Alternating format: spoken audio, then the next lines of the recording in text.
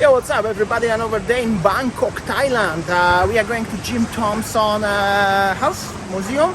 Just having a quick ride on the canal taxi, which is cool. And then I will show you a little bit of the Jim Thompson, because last time I was at the front of the house. I didn't go inside. My uncle and auntie wanna get inside, so I'll show you. Why not? And then we're gonna go to MK or something and show you. Yeah, here. So it's the lovely security here telling you, and that's the name of the place, Jim Thompson House. That's the outside of the Jim Thompson House. Very nice place and a lot of history, a lot of interesting actually stories about this guy and this place. So let's have a look. Not sure how much is the ticket. 200 baht. You can wait inside. We have the cafe. Okay. What's going on? 600 baht. Or the tour in English at 11:30. The ticket was 200 baht. We have an appointment at 11:45 with English guide, because you have to be in English with English guide. This is the story of Jim Thompson. You can pause and read it. And this is also very nice map, the world of Jim Thompson. And Jim Thompson was famous for his silk. And look at this material, what we found with Auntie here. Isn't that beautiful? Like a scarf. Beautiful, isn't it? Yes, for $300. It's $300. That's true, but it's beautiful. I mean, it's really beautiful.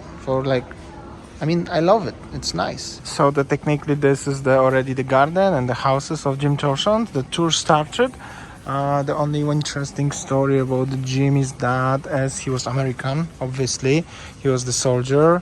Before after he actually, finished being in the army, he decided to come to Thailand. He loved it here, opened the silk factory, and he became very successful. Suddenly, in 1967, he disappeared in Cameron Highlands, in Malaysia. Sad story. And later the government of Thailand took his house and make a museum, because it's very, very Thai and it's very unique. And the tour is like this one. The lady is explaining everything. Selection of colorful seals to show the editor of Vogue magazine. That's the block to make a sarong. So smaller the elements can be removed, change the colors. That's how they were making, like in 1950s. And obviously Jim was pretty wealthy guy, so he had a very, very nice house in the central Bangkok. A lot of little buildings in the Thai architecture, nice garden, big successful business with silk. So cool. And yeah, let's get a look little bit. That's like a main house, main courtyard, something. That was Jim's garage for his cars in 50s. Nice courtyard actually. And that's the one of the inside the house actually look like this one. He had a nice collection of the arts and everything. He was wealthy guy in Thailand in the 50s. So cool. But sad as he disappeared in 67. And his house is located next to the canals where the river taxis, just in the background. But it's so funny because it's Thailand and it's the Muslim prayer right now when I'm making this video. So, those old religions are everywhere. Even he was collecting the Hindu and Buddhist statues. So, what this is it. This is how does it look like in his house. I'd have to say he had some really decent collection of the stuff. It's must worth a fortune right now. So that was the Jim Thompson house. The tour took about 45 minutes. Overall very cool, very impressive. However, suddenly you cannot film everywhere. So there are many places, the most interesting places of the house where you cannot film, but somehow I understand this is probably so people don't see, okay, I see already, I don't need to go. Now you have this little bit of the curiosity and you have to come and visit yourself. Worth it. Definitely worth it if you like the stuff like this one.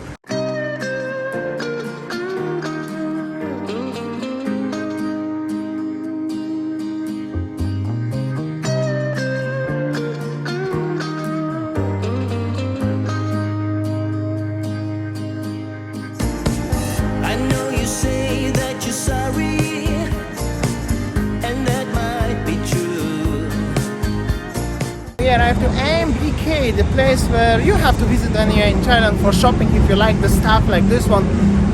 Make many videos on it. Auntie wanna have some shopping there, so I will show you a little bit around. Why not? But everybody who are coming to Bangkok, they coming to MBK. That's must see at least. They have some really recent decoration at the front of Don Donkey. interesting Christmas tree actually, and the entrance to the MBK is just here behind this cart. This is the train station also, the BTS trains, so you can go like this one. So technically speaking, MBK is pretty old mall where you can find so many counterfeit items, starting from the clothes, watches, and many more, and also buy the gold. Basically everything and nothing. If you're coming even in the ground floor, we are looking for 7-Eleven to buy the drink, you have a mix match. So each floor represents different products, but on the ground floor we have a little bit of everything. Bags, Louis V, Gucci, shoes. Next shop will be like this kind of stuff, cosmetics. Then there will be some sort of jewelry store with the very fancy gold stuff, like this one. Then there will be textiles only. Then there will be another Louis V bags. Then there will be bazaar just with the clothes. Then there will be the toy store, money changer. I mean, everything and nothing at the same time. And this is considered a place where so many people are coming to buying the watches and stuff, and the bags and the decorations and more watches and the t-shirts and the, I mean, this is endless way of shopping. And this one at the edge of the mall, if you know where to look, this is already the huge section of the fake stuff, which is looks like a bazaar in the market somewhere where you go everywhere a little bit. And it's exactly like this one for ages. You can get the t-shirts and stuff from any brands endlessly.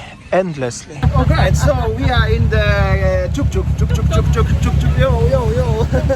We are going to Chinatown, but it's traffic jam, but we are going to Chinatown. Inside the Tuk Tuk, so many lights, colorful, happy driver there. We are going behind the truck with the veggies, still on soy 11. We took it from the street for 300 baht. Not bad. How you doing, Uncle? Good. Auntie little bit squeezing in the middle. Oh, look at the Christmas tree lights, huh? How cool is this shit, huh? And that's the life. Ah, that's the Bangkok life. Whoa.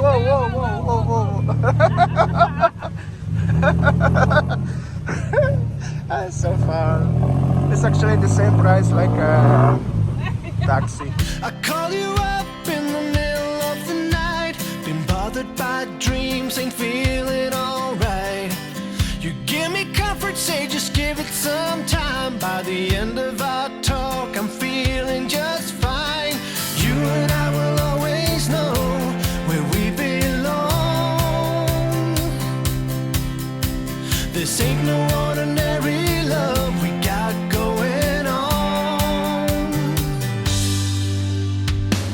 I'll pick you up in my 59 Ford. We head on down the road until we get bored. Hey, you wanna have a picture in the driver? Yeah, go inside.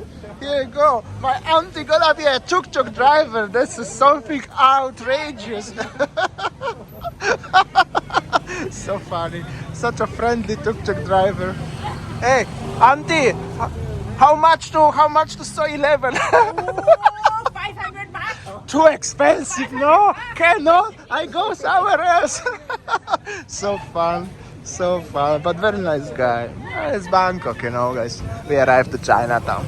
So this is the main street in Chinatown in Bangkok. One of my favorite Chinatowns in the world. To be honest, it's different vibe here. I always like it here. Not too busy though. Like last time when I was with Winny, actually, some food. They're selling pomegranate juice. I have to try it for sure. Some skewers, tuk-tuk drivers waiting.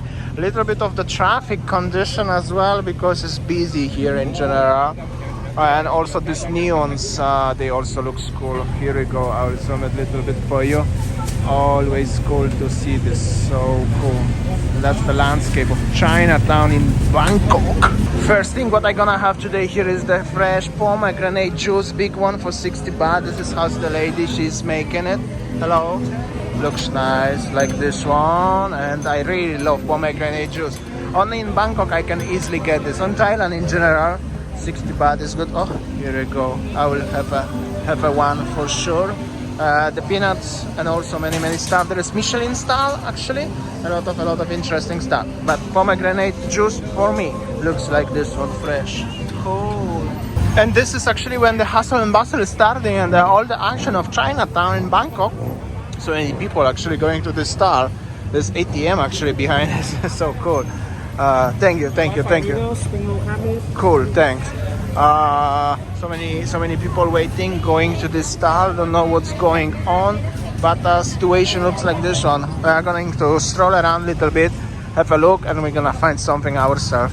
So I got myself the chicken pad thai here on the side of the street, like this one, from this little stall at the side of the main street in Chinatown. Not bad, but this is just very, very hot. But a lot of stuff everywhere around. I'm familiar with this street, so I'm gonna enjoy it. This one is actually good. And actually more closer to 8, 9 or something, it's getting busier and busier. I'm gonna tell you, no doubts with that. More and more people coming. And after dinner, we're gonna get something sweet, and we're gonna try to get a taxi back to So 11. And overall, that's the Chinatown. That's how does it look like. I thought it's quiet, but it's actually not. It's busy. Oh, I need this kind of bread. Where they sell it is actually here. Check this out. I'm gonna get myself something with the chocolate, perhaps. And I got myself the hot bun with the strawberry jam and butter in the middle of the hustle and bustle of Bangkok in Thailand. What I'm gonna tell you, I'm gonna try to enjoy, and I will see you tomorrow on next video. See ya.